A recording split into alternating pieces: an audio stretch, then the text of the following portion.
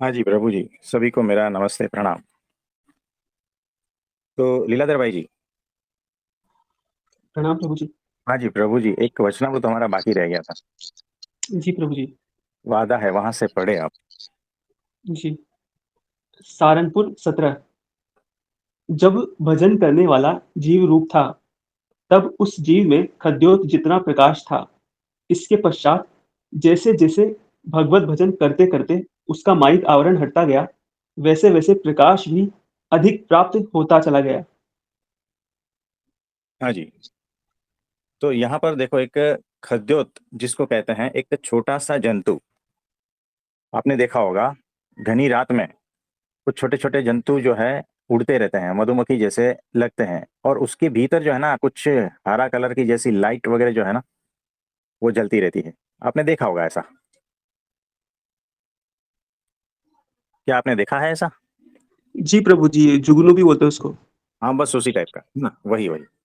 तो वो जो है, ये जीव जो है, वो उतना उसका प्रकाश होता है। और वो प्रकाश कैसे बढ़ता है, मैं बताता हूँ। भगवान कह रहे हैं इसमें कि भगवान का भजन करते करते वो जो माइक आवरण है वो हटता जाता है। ध्यान से सुनना। भगवान का भजन करते करते, भजन यानी क्या? यानी भगवान का चिंतन मनन, उनके गुणों का चिंतन मनन, उनकी महिमा का चिंतन मनन, उस पर विचार करते रहना, और उसके प्रति प्रेम से उनका स्मरण करते रहना है। और उनका जप, उनके ही बारे में सोचना, उनके ही बारे में विचार करना, उन्हीं को ही प्रेम करना, ये होता है निरंतर भगवान का भजन।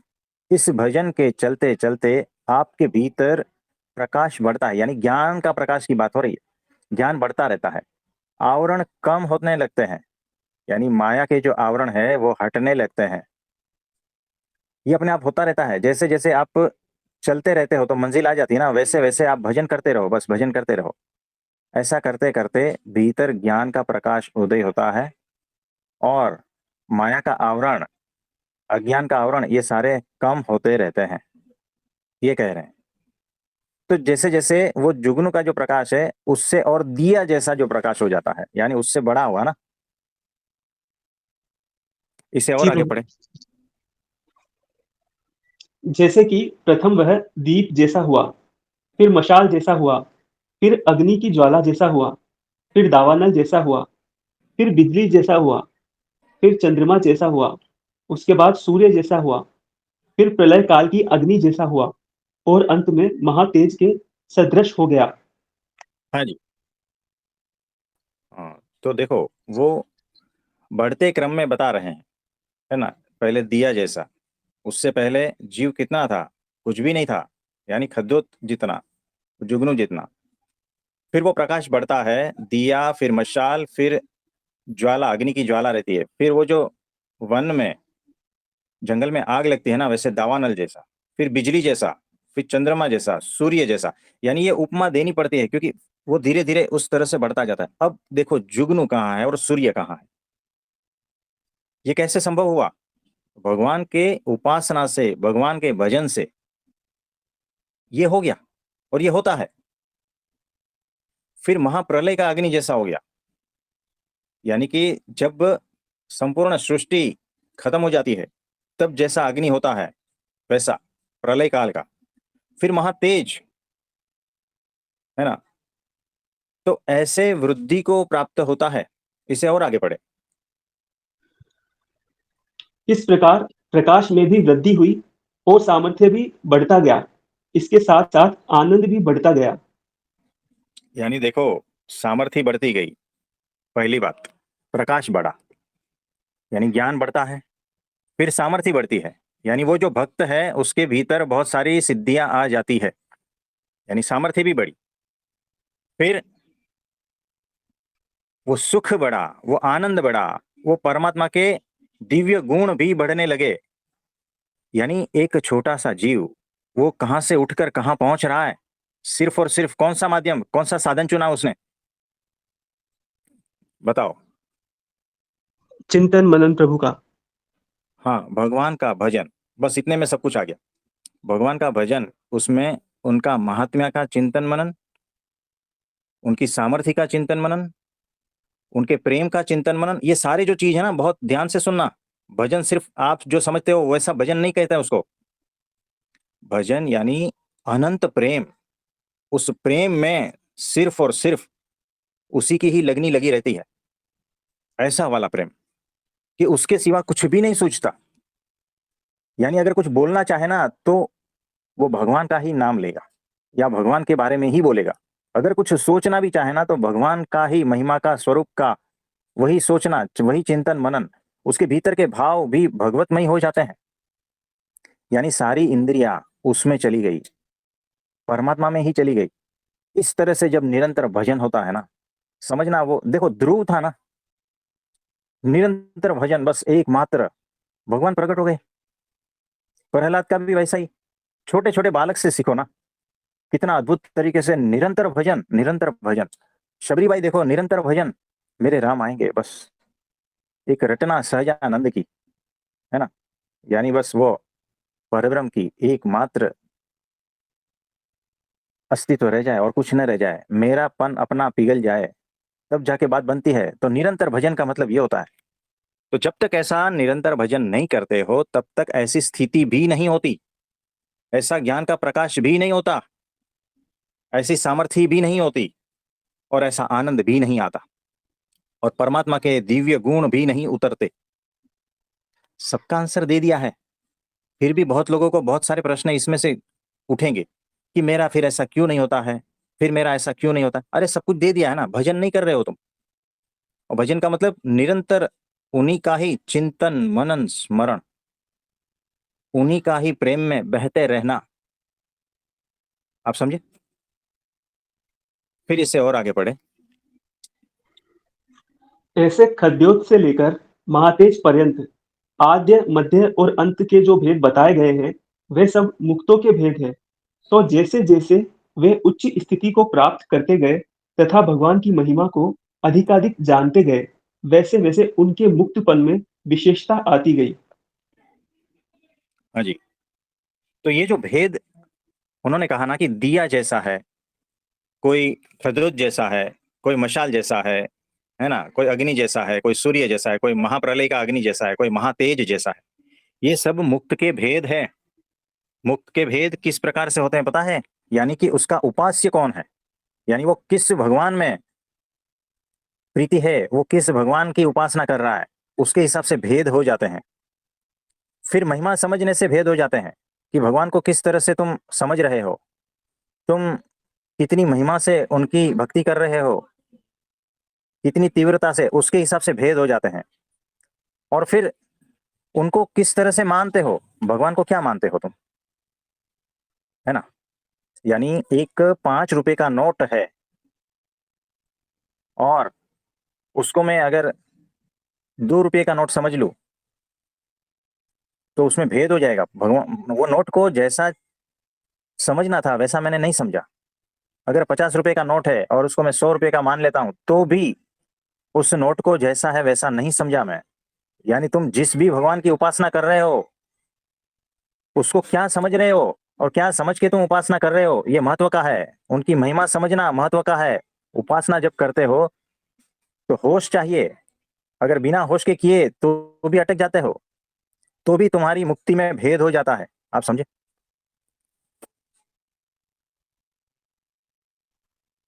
हाँ जी, इससे और आगे बढ़े। इतना कहकर श्रीजी महाराज जय सच्चिदानंद बोलते हुए उठकर खड़े हुए।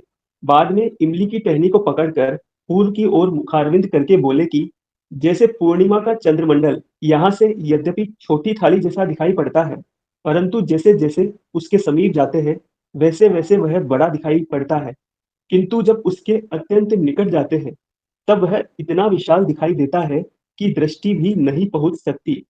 वैसे ही मायारूप अंतराल के मिटने के बाद जैसे जैसे भगवान के निकट हुआ जाता है वैसे वैसे भगवान की भी अत्यंत अपार महत्ता विदित होती जाती है और भगवान के प्रति दास भाव भी अत्यंत दृढ़ होता जाता है।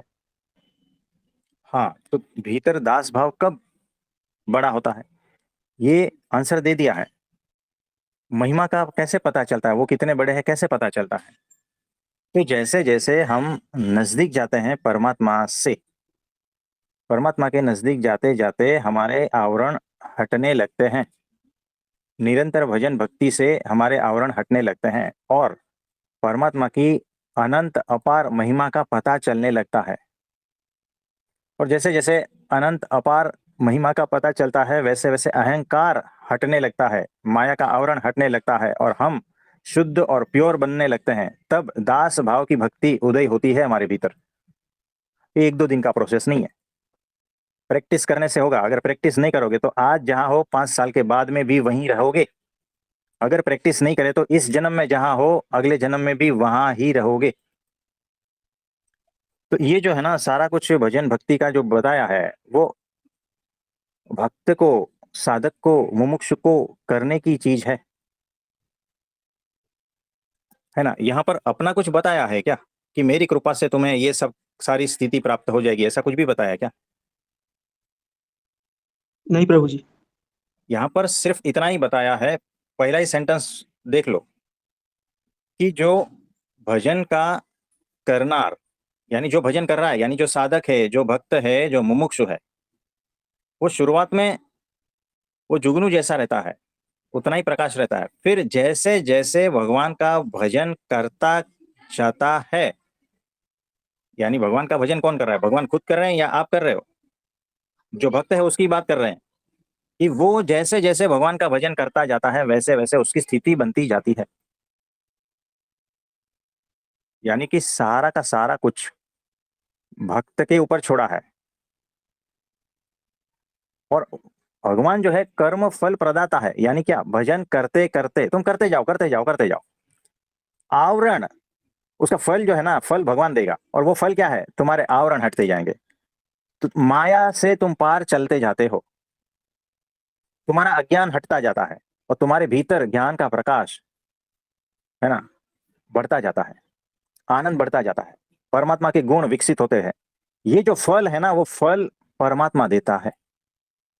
तुम्हारा कार्य क्या है, सिर्फ और सिर्फ भजन करना। तुम सिर्फ भजन में लगे रहो बस, और कुछ मत करो।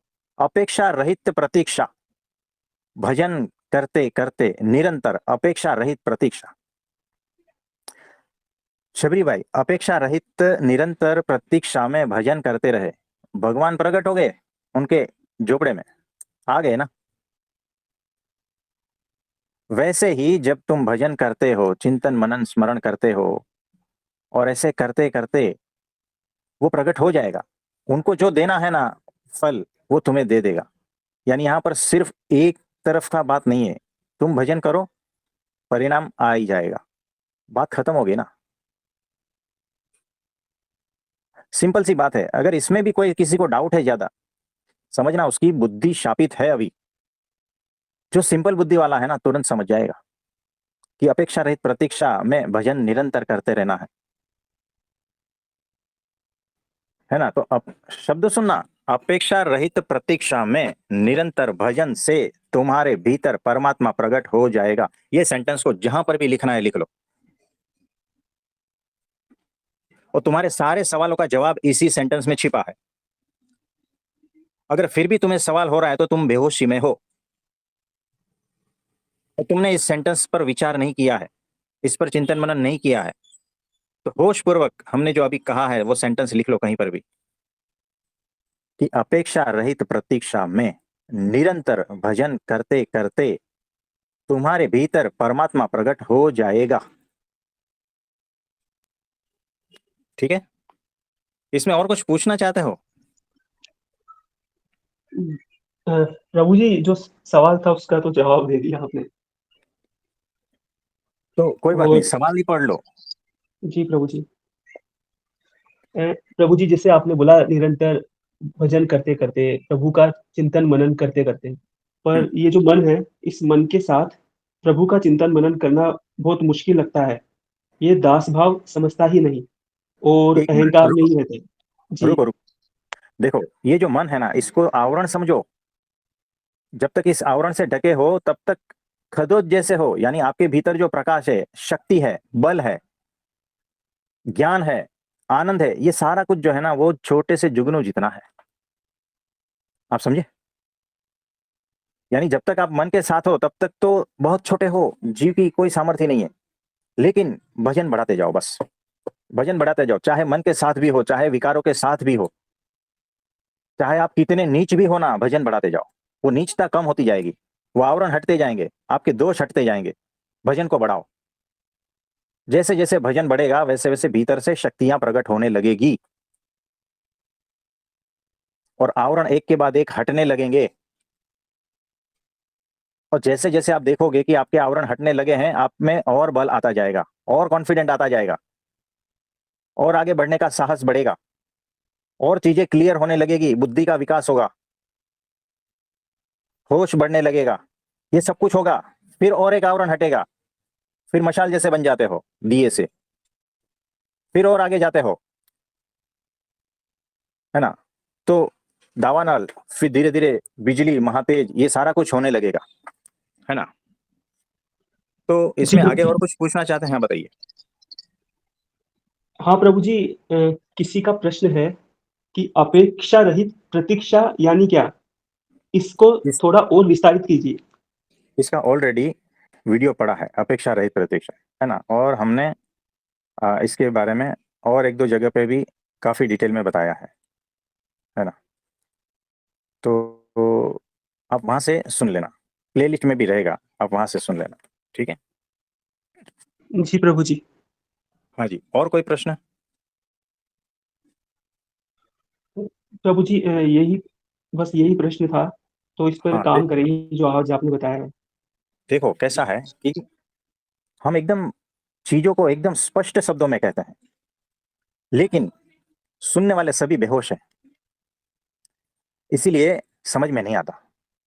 हम फिर और कोई मौके पे वही चीज स्पष्ट शब्दों में कहते हैं, फिर बेहोश लोग नहीं समझते हैं, फिर और कोई मौके पे वही चीज चिल्ला के कहते हैं, स्पष्ट रूप से कहते हैं। इसका मतलब क्या हुआ, समझ रहे हो आप? इसका मतलब यही हुआ कि हम होश पूर्वक चिल्लाकर अलग अलग ढंग से वही चीजों को स्पष्ट रूप से कह रहे हैं, और तुम हर बार वही चीजों को सुन के बेहोश हो जाते हो, उस पर थोड़ा सा भी चिंतन मनन नहीं करते हो, थोड़ा सा भी नहीं। इसीलिए जो है ना, होश और बेहोशी का मिलाप नहीं हो पा रहा है। इसीलिए हमारा और आपका दोनों का समय खराब हो रहा है। ये हम स्पष्टता पूर्वक कह भी रहे हैं और देख भी रहे हैं, है ना? तो ये बात है। इसमें और कुछ कहना चाहोगे कि जो हम भगवान के अंश है, तो दास भाव कैसे आएंगे, है ना? हाँ प्रभु जी, ये मन तो ऐसे समझता है जैसे आप कहते हो कि चिंतन मनन करो कि भगवान ने हमें ये इतना कुछ दिया है, शरीर दिया है, नहीं तो हमारी क्या औकात है। तो फिर मन ऐसे सोचता है कि हाँ हम परमात्मा की ही तो अंश है, मतलब मन अहंकार में ही रहता है। तो ये जो दासानुदास भाव है, ये कैसे प्रकट हो? देखो, जब तक मन ऐसा समझता है ना, यानी अहंकार ऐसा समझता है कि ये मेरा हक है, मुझे जो आंख दी गई है ना वो मेरा हक है ना? आप किसी भी बड़े कंपनी में चले जाओ, वहां पर तुम्हारे को एंट्री भी नहीं मिलेगी। तुम कहते हो कि मैं इसका मालिक हूं, ये है वो है, वो बोलेगा प्रूव करके दिखा, तभी एंट्री मिलेगी। यानी वो जो बाहर चपरासी है ना, वही धक्का मार के निकाल देगा। तुम कहते हो मेरा हक है ये कंपनी पे, नहीं है भाई, अगर है तो प्रूव करके दिखा। वैसे ही तुम परमात्मा के अंश नहीं हो। परमात्मा काटने जैसा है क्या? वो कट जाता है क्या कि तुम उसके अंश हो जाते हो? नहीं, ऐसा नहीं होता है। तुम अलग हो, परमात्मा अलग है। जीव जीव है, ईश्वर ईश्वर है, माया माया है, अक्षर ब्रह्म है, और परब्रह्म परमात्मा परब्रह्म परमात्मा है। ये पांचों तत्व भिन्न है, अलग अलग है। एक में से दूसरा काट के निकाला ऐसा नहीं है, है ना? तो वो जो जुगनू जैसा जीव है, उसको परब्रह्म परमात्मा जैसा वो कब बनेगा? निरंतर भजन से। भजन कैसे करेगा? चिंतन मनन किसका? महिमा का। महिमा का मतलब क्या? उनकी महानता देखो, और तुम्हारा अहंकार का तुच्छपन देखो। इसको कहते हैं चिंतन मनन, महिमा का चिंतन मनन, कि तुम हो कौन, तुम्हारी औकात क्या है, ये अहंकार की औकात क्या है, और तुम अपने को मान बैठे हो। ऐसा नहीं चलेगा। जब तक अहंकार अपने को मालिक समझता है ना, समझना कि तुम्हें परमात्मा का कभी भी मिलन नहीं होगा तुम्हारे से, कभी भी तुम्हारे भीतर परमात्मा प्रकट नहीं होगा। दास भाव का मतलब है अहंकार शून्यता की स्थिति, लिख लो। दास भाव का मतलब है अहंकार शून्यता की स्थिति। और जब तक अहंकार रहेगा तब तक दास भाव आएगा ही नहीं। परमात्मा के प्रति, अक्षर ब्रह्म के प्रति कभी भी दास भाव नहीं आएगा, भीतर उदय ही नहीं होगा जब तक अहंकार है, याद रखना। और जब तक दास भाव उदय नहीं होता है तब तक सही मायने में भक्ति भी नहीं होती है, तब तक न आत्मज्ञान होता है न ब्राह्म्य स्थिति होती है। और वो कब होती है? जब परमात्मा का निरंतर चिंतन मनन स्मरण, उनकी महिमा का, यानी उनका भजन, भजन में सब कुछ आ गया, भजन में भी मैंने पूरा समझा दिया है ना, तब जाके तुम्हारी आत्म स्थिति और परमात्मा की स्थिति हो जाएगी। ये सारा कुछ पूरा लिंक है। एक धागे को पकड़ोगे सब धागे हाथ में आ जाएंगे, पूरा कपड़ा हाथ में आ जाएगा। ये ऐसा है। पिछले कुछ वचनामृतों में भी जो है ना, अगर आपने धागा पकड़ लिया ना, पूरा परमात्मा आपके हाथ में आ जाएगा, ऐसा है। आपके हाथ में यानी अहंकार के हाथ में नहीं, आपके भीतर उतर जाएगा परमात्मा। कितना स्पष्ट सरल शब्दों में हम बता रहे हैं, क्लियर कट बता रहे हैं। इतना आसान कोई नहीं बताएगा, याद रखना। अगर इस पर भी अगर अमल कर दिया ना तो भी तर जाओगे। सिर्फ सुन के साइड में रख दिया ना, तो जैसे इस जन्म में हो वैसे बाकी के अनंत जन्मों तक भटकते रहोगे। आप समझे? जी प्रभु जी। हाँ जी। और कुछ पूछना चाहते हो? नहीं प्रभु जी, बस यही पूछना था, यही सवाल था। प्रणाम प्रभु जी। हाँ जी, प्रणाम प्रणाम। तो आप सभी के लिए भगवान से हम प्रार्थना करते हैं, सभी के भीतर वो निरंतर भजन एकमात्र परमात्मा का चलता रहे, और उस निरंतर भजन से ही वो स्थिति बन जाए जो परमात्मा चाहते हैं, है ना। तो निरंतर भजन, ये शब्द लिख लेना और उस पर चिंतन मनन करना कि हमने आज निरंतर भजन में क्या क्या कहा है, निरंतर भजन का मतलब क्या है। ये सारा सुन लेना, इसको फिर से सुन लेना, तब जाके समझ में आएगा, है ना। तो सभी के लिए प्रार्थना करते हैं, सभी को बहुत बहुत आशीर्वाद है।